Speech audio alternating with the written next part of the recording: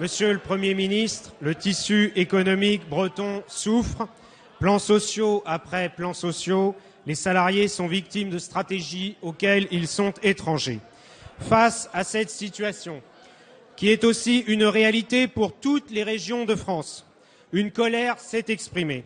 Elle a pris pour cible la taxe poids lourd, qui n'est que le bouc émissaire de difficultés qui existent depuis plusieurs années. Le gouvernement a fait des gestes exceptionnels pour créer les conditions du dialogue et de l'apaisement, avec la suspension de la taxe poids lourd, puis le démontage d'un portique par l'État lui-même. Dans cette voie de l'apaisement et du dialogue, Monsieur le Premier ministre, nous vous avons soutenu.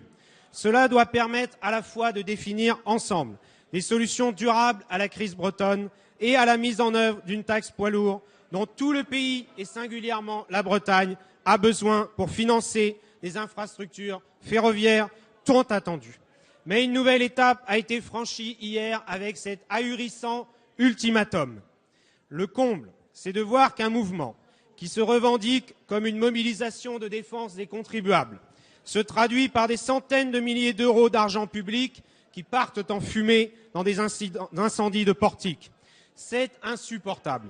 Les Français, et particulièrement les Bretons, ne l'acceptent pas.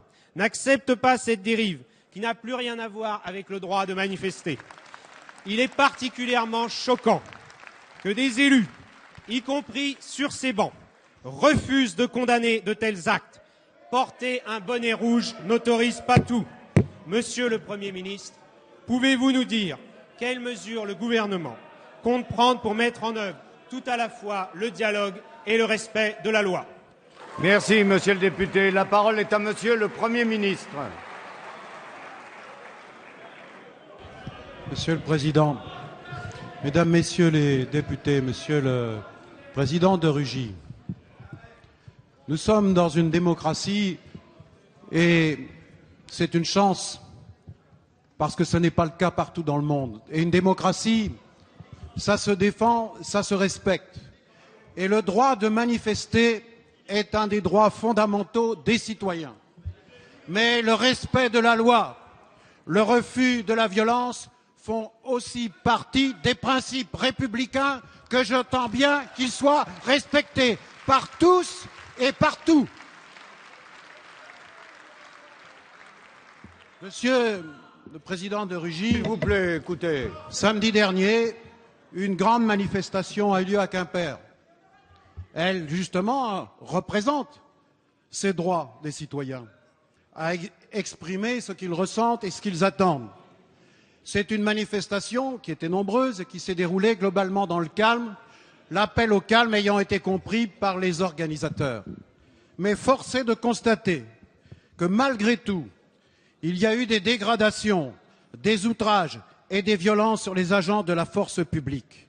Je dois saluer ici, et toute la représentation nationale devrait le faire, le sang-froid, le professionnalisme des forces de l'ordre. Leur travail est difficile, ils le font dans le respect de la loi votée par le Parlement.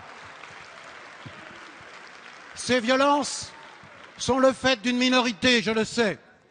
Elles sont inacceptables, elles sont le fait de groupes extrémistes. C'est pourquoi toutes les informations utiles ont été transmises au parquet. Les personnes identifiées dans le cadre de ces violences sont actuellement l'objet devant le tribunal de convocation devant le tribunal correctionnel de Quimper. Plusieurs procédures ont également été ouvertes après des dégradations sur des biens publics, comme vous venez de l'évoquer il y a quelques instants. Quel que soit le bien public, un portique, un radar, que ce soit une école, un équipement sportif, que ce soit dans une région, dans un département, une ville ou un quartier, ce n'est pas acceptable, c'est contraire aux lois de la République. Et j'appelle chacun à la responsabilité. Mais, encore une fois, je fais la différence entre cette minorité et l'immense majorité des citoyens qui, en Bretagne comme ailleurs, quand ils expriment une angoisse, une protestation, ce qu'ils veulent, c'est que les choses se mettent en marche qu'elle se mette en mouvement. Il n'y a qu'un moyen pour y parvenir, c'est le dialogue, c'est la volonté du gouvernement. Et au moment où je vous parle, ce n'est pas parce que quelques-uns expriment des ultimatums qui n'ont pas lieu d'être. Eh bien, au moment où je vous parle, comme je l'ai demandé, le préfet de région, depuis hier, rencontre heure après heure tous les partenaires qui veulent que les choses avancent, qui veulent le dialogue, les responsables économiques, les représentants des organisations syndicales, les élus des territoires, les parlementaires, tous sont aujourd'hui au travail pour répondre à la proposition que j'ai faite au nom du gouvernement, préparer le plan pour sauver et rénover l'agroalimentaire de Bretagne, préparer le pacte d'avenir. Et pour le pacte d'avenir, moi j'ai tout à fait confiance, parce que j'ai bien vu qui venait. Et ceux qui ne viennent pas ont bien tort. Ceux qui n'étaient pas venus la semaine dernière ont compris leur erreur et sont maintenant eux aussi autour de la table. Mais ce que je veux vous dire ici, c'est que le gouvernement est prêt à aller vite. Il a pris effectivement une mesure d'apaisement courageuse, de suspension de l'écotaxe à l'échelle non seulement de la Bretagne, mais de toute la France. Ce que je veux, c'est que d'ici la fin du mois de novembre, que nous soyons en mesure de signer le pacte d'avenir et le plan d'avenir de l'agroalimentaire. Je souhaite que toutes les forces s'y mettent et si c'est le cas, alors j'irai personnellement signer ce contrat avec ceux qui l'auront préparé. Voilà, mesdames, messieurs les députés, la volonté du gouvernement. Elle est forte, elle est claire. Le dialogue, le respect de la loi républicaine, le refus de la violence, l'ambition partagée pour la Bretagne et pour la France. Merci, Monsieur le Premier